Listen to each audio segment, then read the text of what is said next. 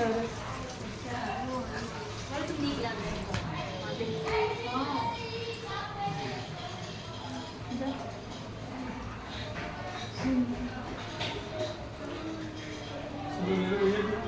आप लोग लास्ट में चलाएंगे ना सबसे आगे बैठे रहो नहीं उसकी जाना हो भाई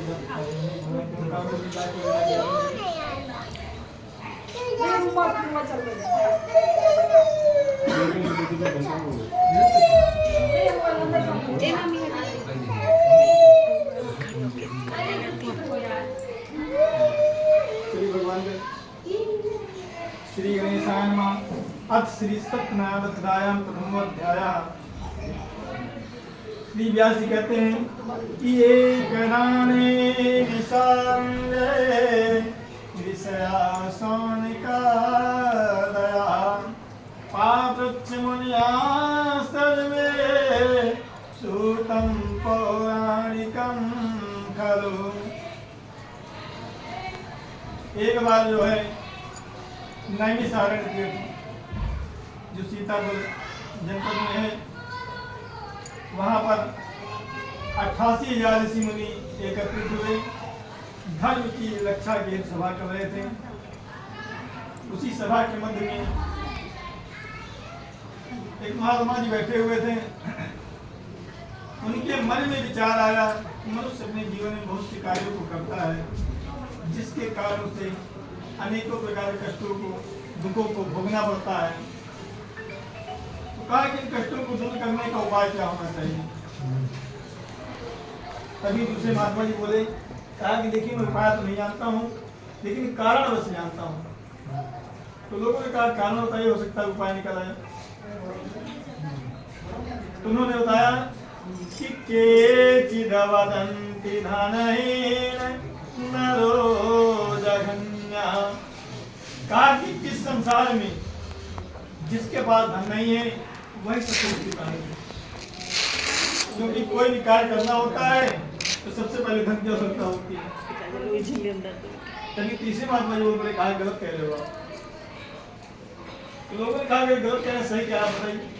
उन्होंने कहा कि मान लीजिए मेरे पास बहुत धन रखा हुआ है लेकिन मेरे पास दिमाग नहीं बुद्धि नहीं संस्कार नहीं पगले धन का उपयोग कहाँ करना है। धन का क्या करेगा। अगर किसी पागल को धन दे दिया जाए तो क्या करेगा कौन सा व्यापार करेगा। उन्होंने बताया कि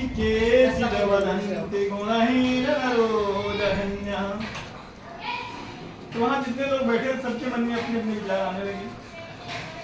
तो लोगों ने कहा देखिए 88,000 लोग बैठे हो थोड़ा थोड़ा समय लोगे तो बहुत समय व्यतीत हो जाएगा। आगे क्या करना चाहिए। तो कहा कि मैं जो सभा के अध्यक्ष हैं श्री व्यास जी जिन्होंने 18 पुराणों की रचना की है तो वे इन प्रश्नों के उत्तर अवश्य जानते होंगे।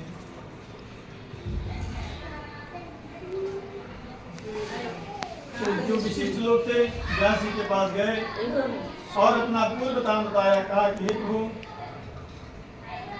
हमारे बीच से ऐसे प्रश्न उठ रहे हैं इस प्रकार के उत्तर आ रहे हैं आप बताइए इसमें क्या सही और क्या गलत है। अब फैन चला लो भैया। फैन चलाओ भाई गर्मी है ये धीमा है ज्यादा तेज नहीं है।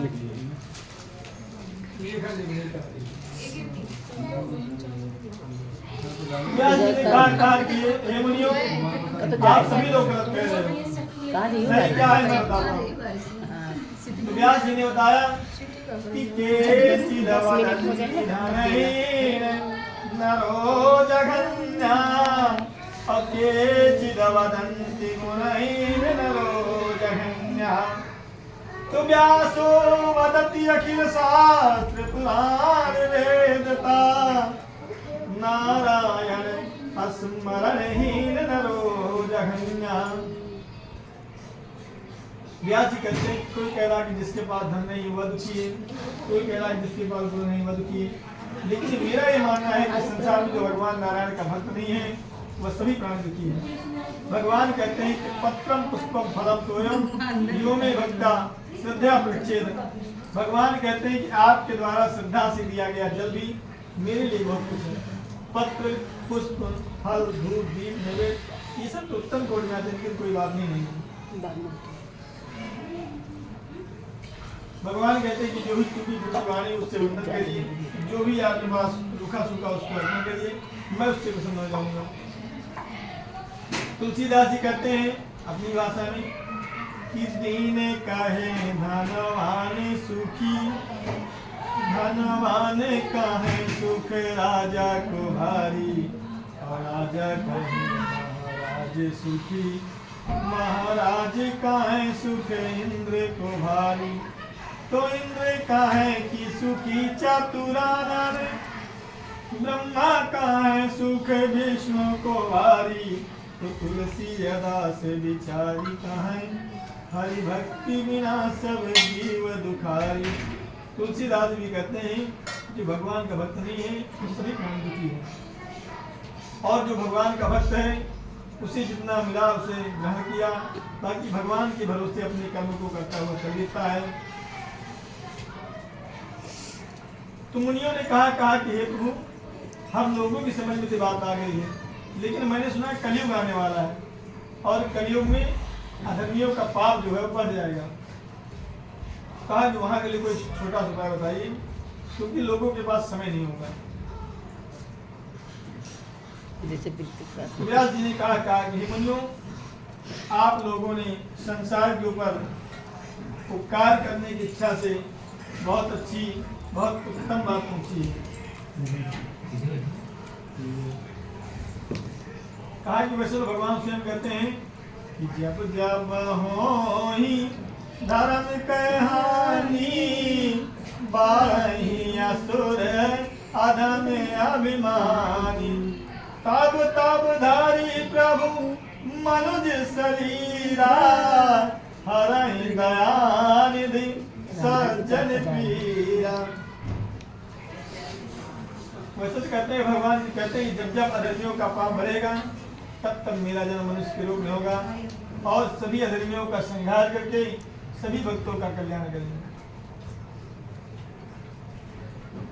लेकिन जब तक मेरा जन्म नहीं होता है, मैं स्वयं विष्णु शालिग्राम के रूप में भगवान श्री सत्यनारायण के नाम से जाना जाऊंगा। मेरी व्रत, मेरी पूजा करने से मनुष्य के सारे पाप, सारे कष्ट दूर हो जाएंगे। कहा कि इसी प्रकार तो नारद जी ने भी भगवान नारायण से किया था। तो नारद जी को बताया, तो नारद जी ने कहा कि प्रभु, मैं जिस युग की बात कर रहा हूँ उसे लोग कलयुग करते हैं, और कलयुग का पानी बहुत लालची होता है, बिना फायदे का कोई कार्य करता नहीं है।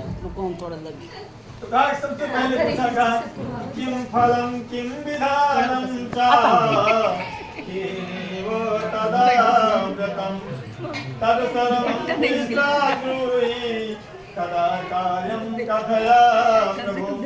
कहा कि प्रभु, सबसे पहले बताइए कि फायदा क्या होगा, इसका विधान क्या है, कब इसे करना चाहिए, किन लोगों ने किया, सब कुछ मुझे विचार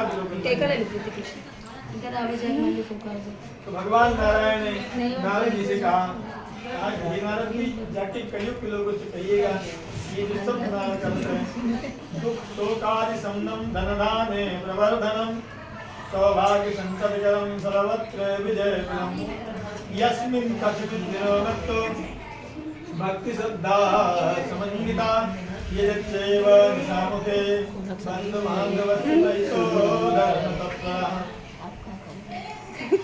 कहा कि जो सत्यनारायण का व्रत है,